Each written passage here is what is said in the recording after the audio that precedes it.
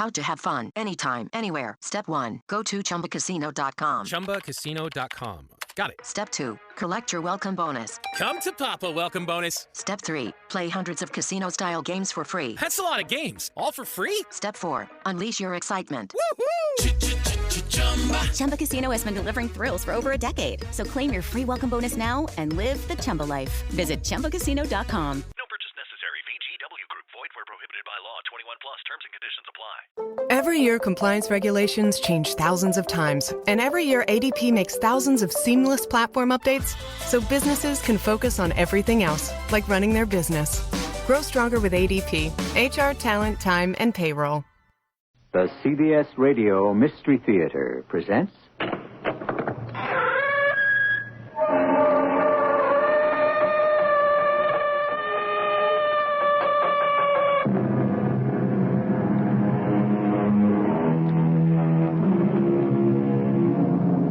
Come in.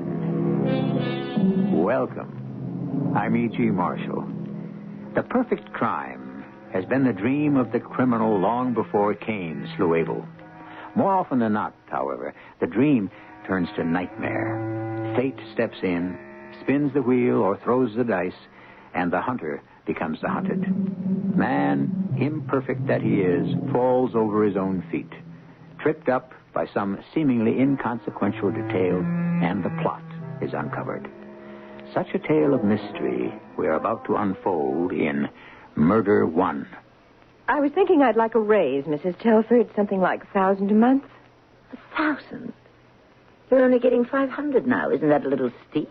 Well, considering my duties here, cook, housekeeper, and actually knowing what I do about so many things, I'd say I'm really worth $2,000 a month.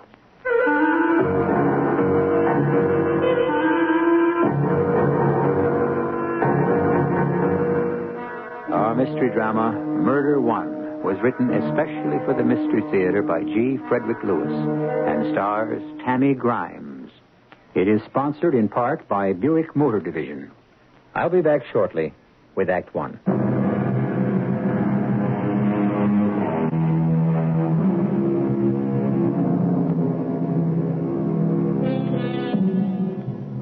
The wisest one once said, "For what shall it profit a man if he gain the whole world and suffer the loss of his soul? What indeed shall it profit such a wealthy man should he suffer the loss of his life?" Such a man was Walter Telford, oil baron, airplane builder, motion picture tycoon, art collector, yet a recluse. Only a handful of men surrounded him, kept the world away, and formed the nucleus of that giant multinational company, Magna. 3 men and 1 doctor, Telford's personal physician. Only 1 woman was ever close to him, his young wife, Madge. This is her story. When I woke up this morning, for the first time in 12 years, I felt lighthearted. Free. Because I was free. Walter was no more. The years of having to put up with this strange, unloving man were over. He had attracted me at first, but it soon wore off. His position, his power, his money. Now he is gone. His ashes lie at the crematorium. Soon I would have to pick them up and have them placed in his private jet, the Murder 1, flown over his oil fields and scattered, just as Walter had instructed. Come in. What is it, Harriet? This big photograph of Mr. Telford flying his first airplane. I wondered if you'd like it in here. Oh, that terrible picture. It looks like a giraffe. I suppose so. I thought you'd like to be reminded of the good old days. Harriet, there were never any good old days. They may have been old, but they weren't that good. Not until Mr. Telford came round to the stage door entrance. No, I enjoyed my acting career, I suppose. But I don't have to tell you, Harriet. You were my dresser and maid for how long was it? 5 years? 7. Until you married him. Yes, I gave up a lot. But you took to life among the wealthy like a duck to water. You just went right along from dresser to household cook. You didn't give up a thing, dear, and you know it. You weren't such a hot actress. The best part you ever played was wife to Walter Telford. In fact, as an actress, you were terrible, and the critics said so. How dare you speak to me like that? I've a good mind to fire you. I don't think you will, dear. I know too much. Like what? Oh, perhaps that long trip to Africa wasn't good for Mr. Telford. He enjoyed every minute. His last happiness on earth, as it turned out. But then he took sick, and we had a terrible time getting out. Try asking a Stone Age bushman which way is the nearest airport. So you nursed him all by yourself. I did what I could. We had some drugs along, just painkillers. But that jungle fever got to him, and he didn't have the resistance. Well, there aren't many young wives married to old fellows who would have done as well by him as you. Harriet! Well, he was old. Can't deny that. I think you'd better get back to the kitchen. You forget yourself. Do I? There are an awful lot of things I just can't seem to forget. The days passed. Walter's business associates were most kind. Jack called several times assuring me they wanted me on the board of directors of Magna. Not just because I was Walter's wife, a widow, but because they felt a younger voice in the corporation was needed. Not that I was looking forward to becoming a businesswoman, for aside from being a wife, all I knew was the theater. But I felt in Walter's memory I should. I wondered if I ought to give up this big house in Beverly Hills, the 2 maids, the gardener and chauffeur, and the Harriet. But it would be hard for me to leave. Do you have a minute, Madge? Madge? Since when are you being so familiar? And I notice you don't knock anymore, just barge in. I thought we were back to the old days, just the 2 of us. After all, dear, we've been through an awful lot together. All right, if it pleases you. But not in front of the others. What do you want? I was thinking I'd like a raise, seeing as how you'll be needing me more and more. What do you mean? Well, there may be special errands you'd like me to do, confidentially. Like what? Getting prescriptions filled at the drugstore. Getting stuff to get rid of the rats. You know. Well, how much do you get now? $500 a month. I see. How about $650? I was thinking something like $1,000. $1,000 a month? Well, considering I'm really the housekeeper now, I'll go on cooking, of course. Isn't that a little steep, Harriet? Actually, knowing what I do about so many things around here, there'd be some people who'd say I was really worth $2,000. Well, I'll have to think it over. It seems like a great deal of money to me. You'll be inheriting a great deal, and you'd like to keep it. Think that over, too. I don't like your insinuations. I don't like your threats, and you'd better watch out, Harriet. Don't drive me too far. As I said before, you're a very unconvincing actress. I was boiling mad. As she suspected something was strange about Walter's death, the doctors didn't. Dear Arthur Carter, who's crazy about me, and his 4 old colleagues, they'd agreed Walter had picked up something in Africa which caused it. So I was a lousy actress, was I? Well, we would see. Yes, Miss Harriet, I'll make you eat your words. Yes? Is this the Telford residence? Yes, it is. What can I do for you? I'm Sister Teresa of the African Hospital. May I come in? Of course. Certainly, sister. You must be Harriet. They've told me so much of you. Yes, I am. What a beautiful room. Fantastic. Is that Mrs. Telford, that portrait over the fireplace? Yes, it is. I thought I recognized her. May I sit down? Would you like me to call her and announce you? In a moment. Let me catch my breathing first. It is good luck that I'm here. When I saw Mr. and Mrs. Telford last, I had no idea it should be so soon. It is, in fact, extraordinary I should come at all. You come from Africa. Mr. Telford, when he was taken ill, he was brought to our little hospital in Ganama.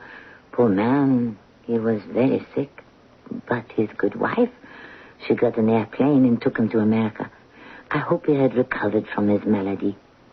Sister Therese, what made you come here? I'll show you. A letter he wrote. He left with the sisters in our little hospital. I read it to you. Dear Sister Therese, I can never repay you and all the sisters at the hospital for your goodness and kindness. As I told you, whenever you need something to make a hospital bigger and better, with more equipment, please let me know, and I shall be very happy to take care of your needs. Very sincerely, Walter Telford. Please, look. A beautiful letter. Oh, yes. I recognize the handwriting. Of course. So, how did I get here? There was a world meeting of our order in Vancouver, and I went, and from Vancouver to California is not so far. So, please, I would like to see him now, Mr. Telford. Please tell him Sister Teresa from Ganima is here. I wish I could do that, Sister, but I'm afraid Mr. Telford passed away a week ago. Oh, mon Dieu. I'm too late. I'm afraid so. All this distance for nothing. If you could have seen what a brave fight he put up against the fever. So many of the native Africans catch it every year. It's terrible. But it is not always fatal. Not always? 90%, yes, it is fatal. But the younger 10%, they have a chance to come out of it and live. Mr. Telford was not exactly a young man. What is this disease, fever? A parasite. In Africa, these parasites kill people every day. Well, perhaps before I go, I should see Mrs. Telford. I liked her very much. She was devoted to Mr. Telford. Devoted. By all means, Sister. I'm sure Mrs. Telford would be happy to see you. Although, on second thought, perhaps not. These must be sad days for her. And for me to come at this time and ask for money, not the right time. No. Just as you wish. But I shall certainly tell her you were here. Thank you very much. I shall write to her. Did you come by car, Sister, or should I call you a taxi? Oh, no. I walk from the railroad. That one gets used to very soon in Africa, walking. It is 4 kilometers from the train station at Ganima to our hospital. Au revoir, Miss Harriet. Goodbye. I shall remember you in my prayers. Merci.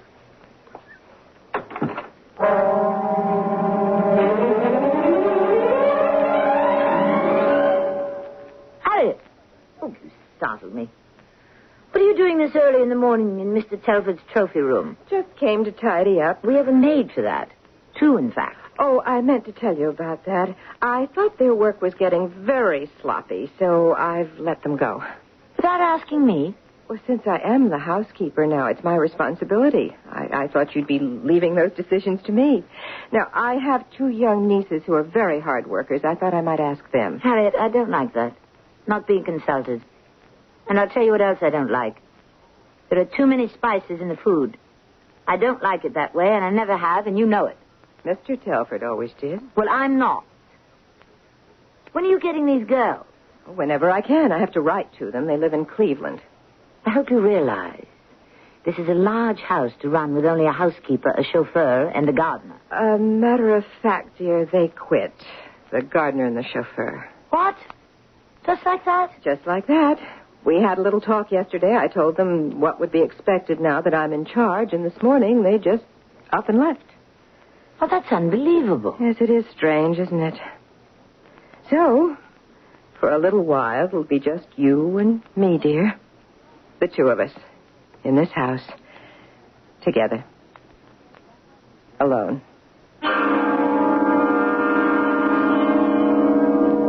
To look at the large house in Tudor style set back amid the landscaping and palm trees on Beverly Drive, one would never dream that within those fancy brick walls lived a young widow and her housekeeper.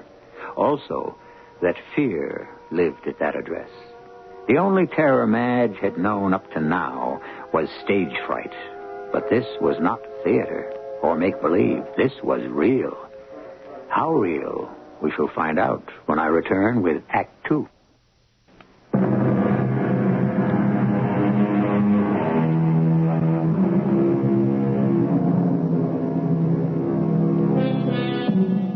Suspicion is no friend to virtue.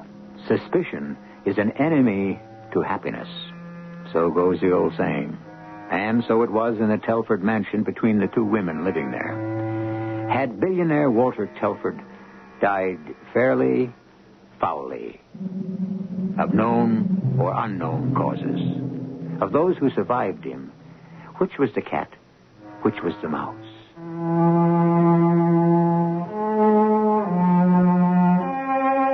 I would lie in bed night after night, hoping sleep would come, but it didn't. Monday, Tuesday, Wednesday, in a dreaded pattern. I'd get up, wander about the house at night, and end up in Walter's study, straightening the books, the model aeroplanes or the real ones he built, the model oil derricks, the miniature sets of the movies he'd made, symbols of all his enterprises. This night, I was particularly keyed up. I had to talk to someone. Arthur was the only one I could think of. Dr. Cotter here. Arthur? Madge? Yes. Do you know what time it is? I couldn't help it. Something's going on here. Well, what is it? It's Harriet. Huh? She's at me in this most peculiar fashion. It's hard to explain. As though I personally had a hand in Walter's death. I see. But what does she say? Well, for one thing, she wants more money. Much more. So don't give it to her. There are other cooks, you know. It's not that simple. What can I do? Arthur, you're the only man I can turn to. Yes, well, leave it to me, Madge. You mean... I said leave it to me. Now hang up and come to see me tomorrow at 4 in the office. Hello, John. Last night I had a call from Mrs. Telford. It seems their cook, Harriet, has been making demands implying she knows something, and I just wanted to be sure where the boys stood. There was absolutely nothing strange about how Walter died, a clear, definable case. She is imagining that her cook is an enemy. Absolutely not. So far as there being any possibility of foul play, forget it. Walter Telford died of natural diseased causes. I'll stake my reputation on it.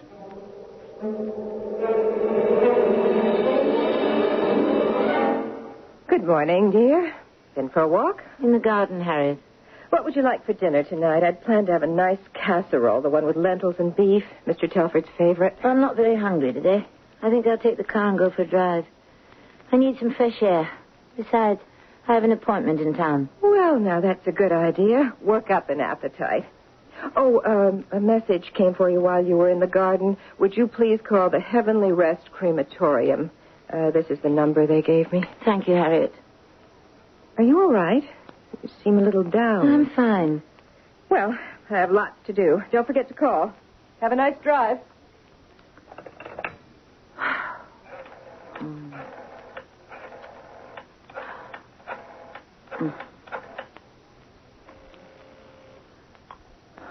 Heavenly Rest Crematorium? This is Mrs. Telford. Somebody called me earlier. Oh, yes, it was I, Mr. Fisher. Yes? About your husband, Mrs. Telford? Oh, yes. I was planning to pick up the ashes just as soon as I got around to it. It's, well, you know.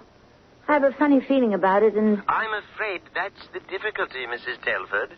But it's no problem if you aren't in any hurry. What do you mean? I regret to say there's been a strike, and so we haven't been able to, process Mr. Telford yet. But everything will be in order in a few days. However, I thought I should let you know. Yes. Yes, I understand. A few days, a week at the most, and everything will be in order, I can assure you. A few days? A week at the most? Walter was still not... What if someone should want an autopsy? What would I say? Jack or Fred or the other Magnum board member? Of course, Arthur would stop them. He signed the death certificate, his word. Besides, who could do that without my permission? Unless there was some suspicion of... It was narrowing down to Harriet and me. I had to act. Now, first thing, to discredit whatever she might say. I called Arthur's office, and said I was too sick to keep my appointment at 4. I started eating nothing but toast, a few potatoes for dinner. I began to take a few grains of arsenic at a time. I had to make it believable she was the prisoner, and I was the next intended victim. Well, what is it, dear? 3 days now, and you've hardly touched your food. And what are you doing still in bed? I really feel terrible. What's gotten into you? I don't know. I could be, who knows? Emotional shock of suddenly losing my husband. Oh, you expect me to believe that? I don't care what you believe. You've been taking a great many liberties lately, Harriet, and it aggravates me. Oh, I have I? It's perfectly true that at one time we were close. And if it hadn't been for my regard for you, I wouldn't be paying you the exorbitant wages you're getting. I've decided I want more. Don't interrupt me. When I married Walter, you were so grateful to get out of the theatrical rat race, you fell all over yourself. You were so happy I arranged for you to take over our kitchen. And you did fine. I'm not saying you didn't. But since we came back from Africa, since the tragedy, I don't understand your behavior at all. And what I'm saying, Harriet, is cut it out. I don't like it. I'm not going to stand for any attempted blackmail. Should I applaud now? Not a very good scene, dear. You didn't play it very convincingly. You're bluffing, and old Harriet isn't being taken in one bit. Oh! Get me the Dr. Carter for me. Oh!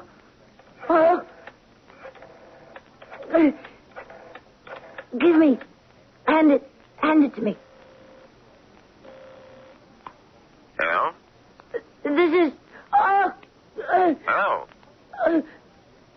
Hello? Harriet, tell him I'm in great pain. Hello? Have him come over here. Hello? Hello, Doctor. Yes? It's Mrs. Telford. She says she's not feeling well. I'm in terrible pain. She says she's in bad pain. Well, where is she in pain, Harriet? He wants to know where. Where? Do I have to talk to him myself? Tell her I'm on my way to the hospital, and take it easy. I'll stop by. All right, Doctor, I'll tell her. Thank you. He says he'll stop by on his way to the hospital, and to take it easy. Of course, if I were the doctor, that is not what I would say. Oh, no?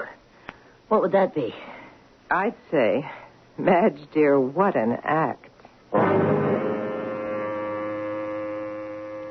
Yeah, but what is it, Arthur? I can't begin to describe it. I felt like death. There's nothing wrong with you, Madge. Nothing at all. Probably picked up some intestinal bug.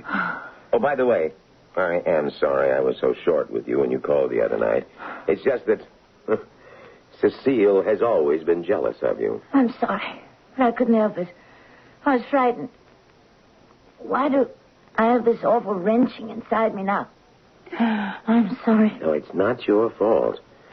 But Cecile has made me promise to shut off the telephone after midnight, so the service will pick up, and that's that. Shh. Is that you outside the door, Harriet? She's spying on me every minute. Harriet, will you please come in? You called? If you are listening outside the door, don't. But in case you happen to miss what Dr. Carter was saying, it was that he cannot be reached anymore on the telephone at night. I'm sure I don't know what you're talking about, Mrs. Telford. Do you see, Arthur? That's what I have to put up with. She's always there when I least expect her. I feel her waiting, watching, everywhere. It's nerves, Madge. And you're entitled to them.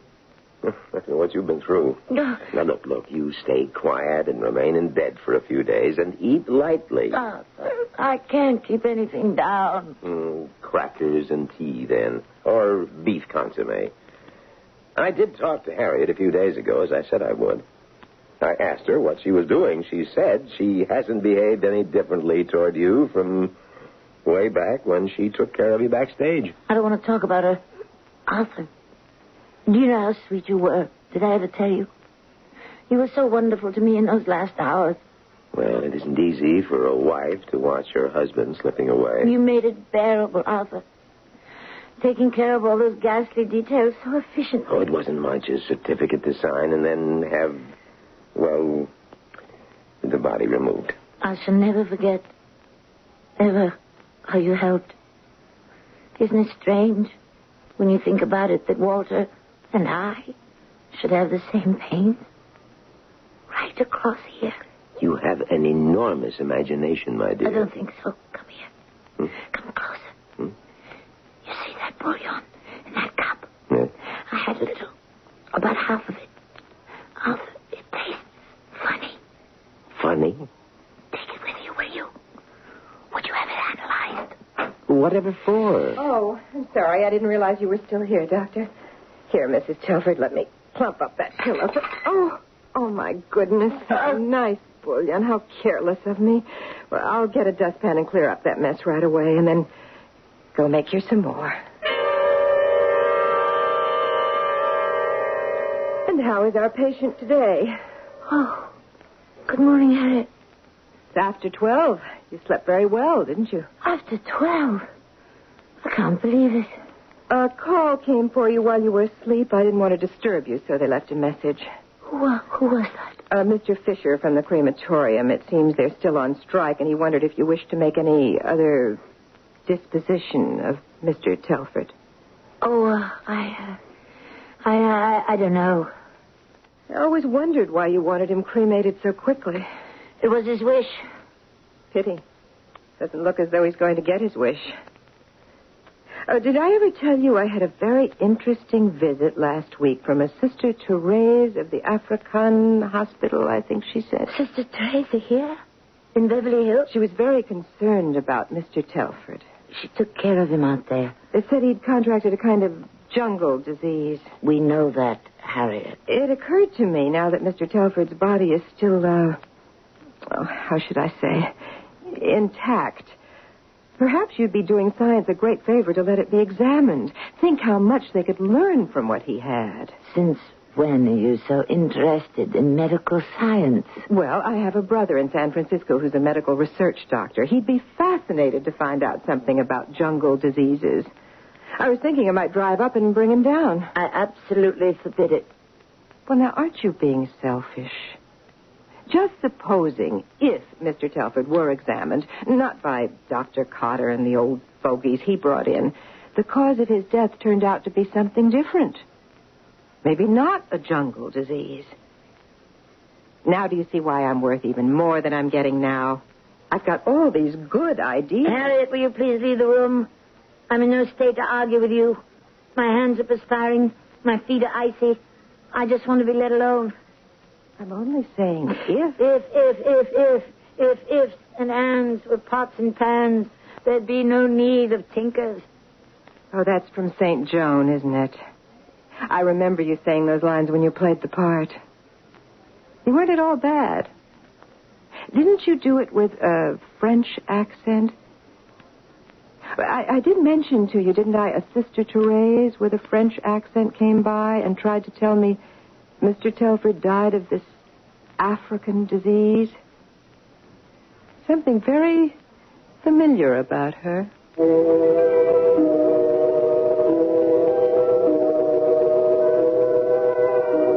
In police language, murder one is the intent to cause the death of another person. Murder one is also the result of the intent to cause suicide by force, duress, or deception. Surely we have some of those ingredients here. Are there more? It did not surprise me in the least. So let us find out when I return with Act 3.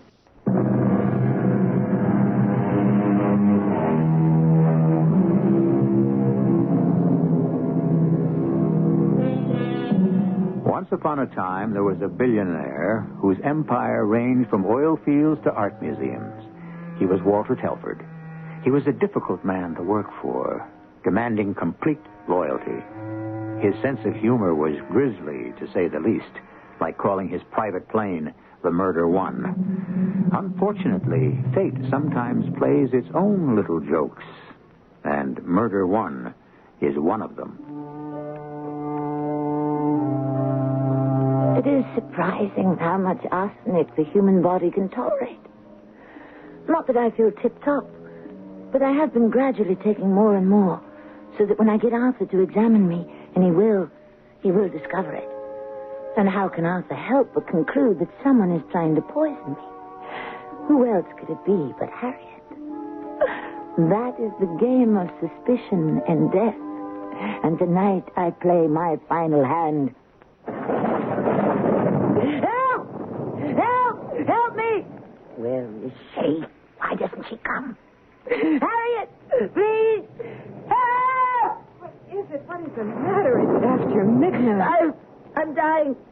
Get Dr. Carter, get him. Oh, all right, I'll call him. Where is the telephone? That's no use. You heard him yourself. He shuts the phone off at night. Go to his house. Harriet, you know where he lives. Take your car and go right away. Now, in this weather? Harriet, if I die, you won't get anything. Not one penny.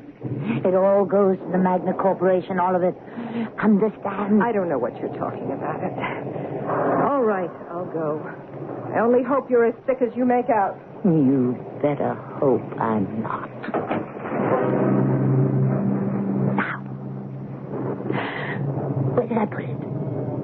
Why do I keep forgetting things? Something seems to be holding me back. It's such an effort to move, to remember. Where is the arsenic? Ah, here, under my pillow. How stupid of me. Wait. Has she left the house yet? Down the hall. Why do I feel so giddy? Maybe I've been dosing myself for too much. Seems to me I used much less before, but I had to have enough in my stomach so that... Oh, good. She's left the door open. No, that's not where to hide it. In the bureau. I can't see. Why don't the lights work? The switch, where is it? Ah, here. Hide it under the clothes, way in the back. Can't get it shut. That's all right. Now, get back to bed. Oh, I really don't feel well at all. So dizzy.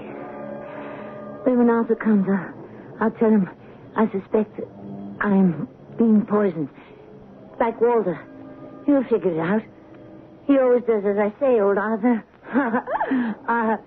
The way he just up and signed the death certificate just on my say-so.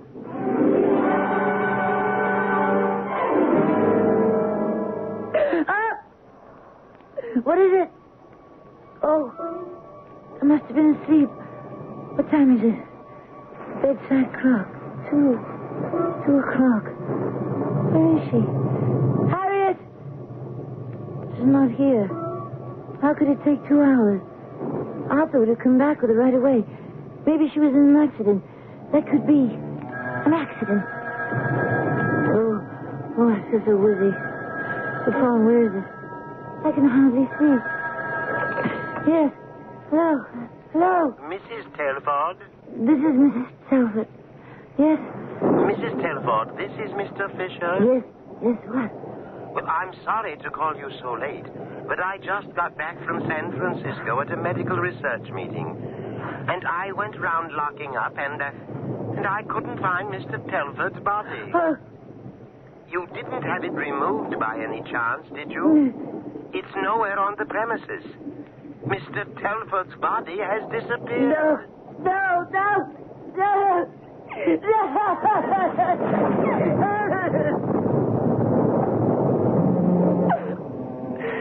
Something is closing on me.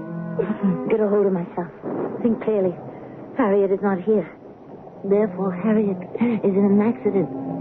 What do I have to do now? What do I have to do? Yes. Take my car and drive to Arthur. Get dressed. It's raining so bad. No.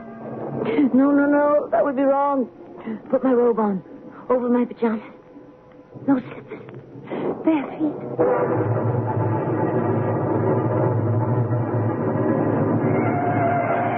I can hardly see the road. So cold in car. What's wrong with the heater? Got to get to Arthur's. Turn here. It's cold. There's someone out there. Someone in the road. Waving. Get out of the way, you idiot!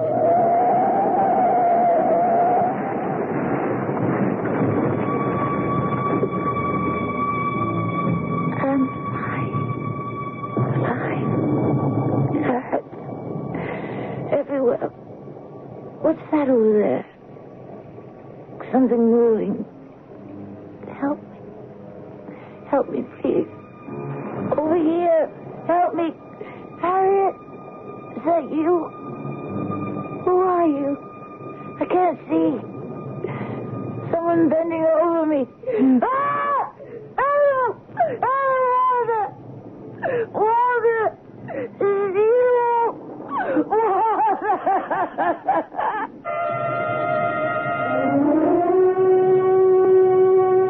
What's the matter with you, Arthur? It was a rotten idea. I think we've gone too far. Oh, it's locked. Do you have a front door key, Harriet? Of course I have.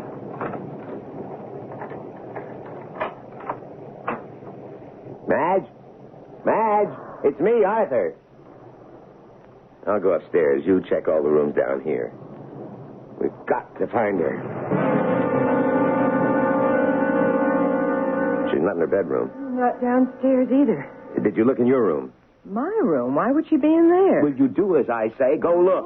All right. Stupid.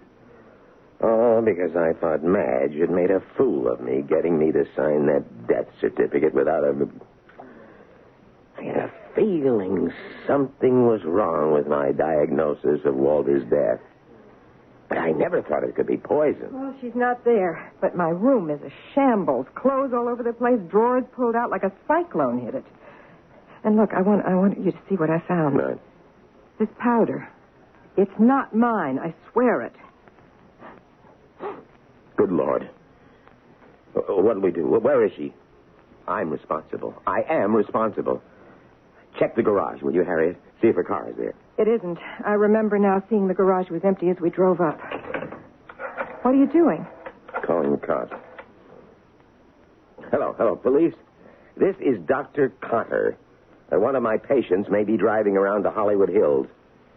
Yes, she's in no condition to drive. I want you to search Beverly Glen, Coldwater, that whole area.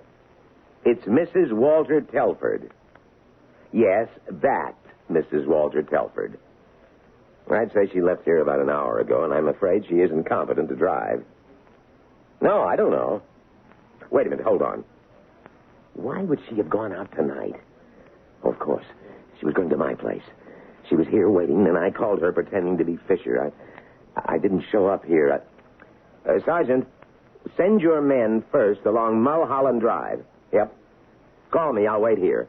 The number's 555-8601. As soon as you find out anything. Thank you.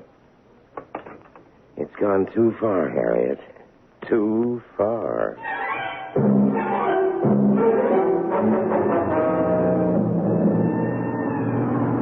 Now, this is Sector 6, Edward to Central. We picked up female on Mulholland and Beverly Glen, unconscious. Thrown from car, which appears wrecked. What is it? Where am I?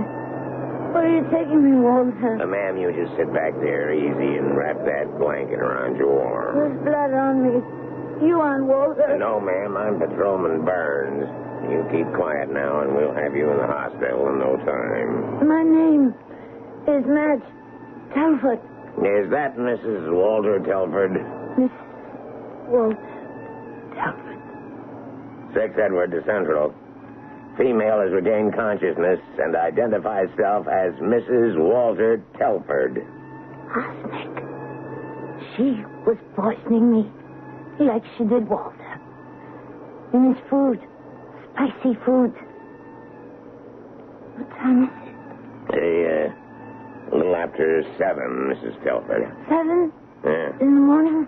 Yes, ma'am, in the morning. I've been out there all night.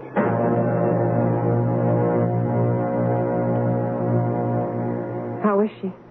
Not responding. I had no idea all this. Can she get better? Too soon to say. Can't make out where I am. Right in front of me. White sheets. Funny high bed. With white bar. People standing over me. I'm so cold. Chains. Heavy chains across my chest. Sleeping now. So tired. Go to sleep now. I don't know if she can pull out of this. She's lost a great deal of blood. But you know what she did. She killed... I'm still a doctor. A lifetime of money as a member of Magna doesn't... It can't stop my being a doctor. She brought it all on herself. I was out of my head to have listened to you. I only wanted to frighten her because she'd made such a fool of me. You were more convincing as Mr. Fisher than she was as Sister What's-Her-Name. I can tell you that. Miss Sonny, Miss Harriet. She won't have anything now. And there's Arthur. He won't either. They'll find out. I can see them performing the autopsy, finding all that arsenic in me. No one will believe I could have done it to myself. Do you mean to tell me, Dr. Cotter, you didn't know arsenic poisoning? Murder one, that's the charge. All I'm sorry about is I won't be around to have the last.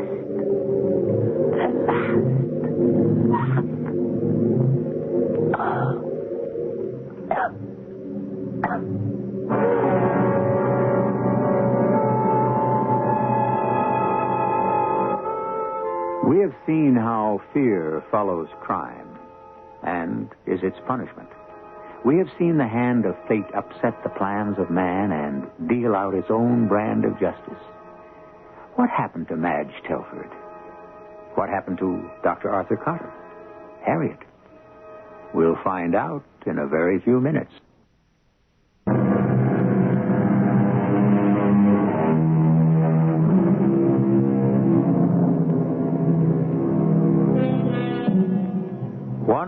After having been admitted to the hospital, Madge Telford died, like her husband, from a combination of death-dealing blows, from arsenic poisoning to a crushed body, even a destroyed mind.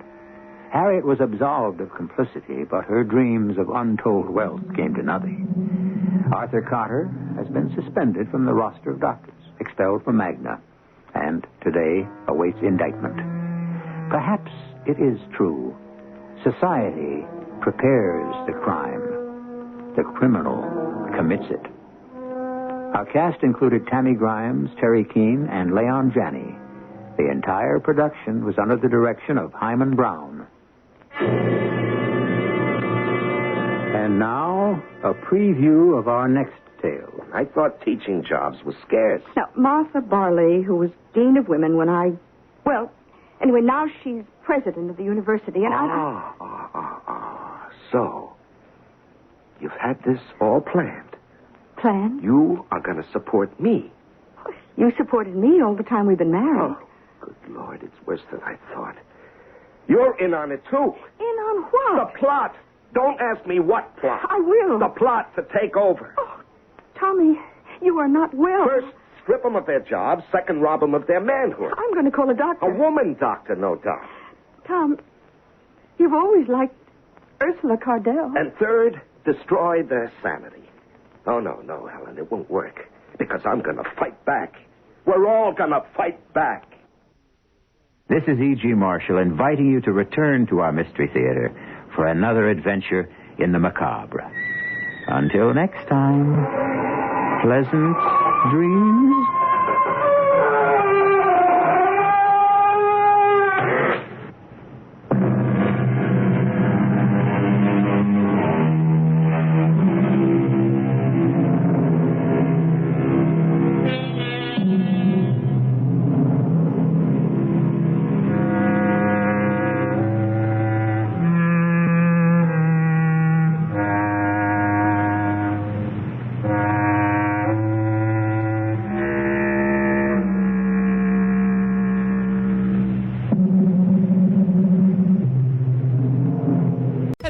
It is Ryan, and we could all use an extra bright spot in our day, couldn't we? Just to make up for things like sitting in traffic, doing the dishes, counting your steps, you know, all the mundane stuff. That is why I'm such a big fan of Chumba Casino. Chumba Casino has all your favorite social casino-style games that you can play for free anytime, anywhere with daily bonuses. That should brighten your day a little.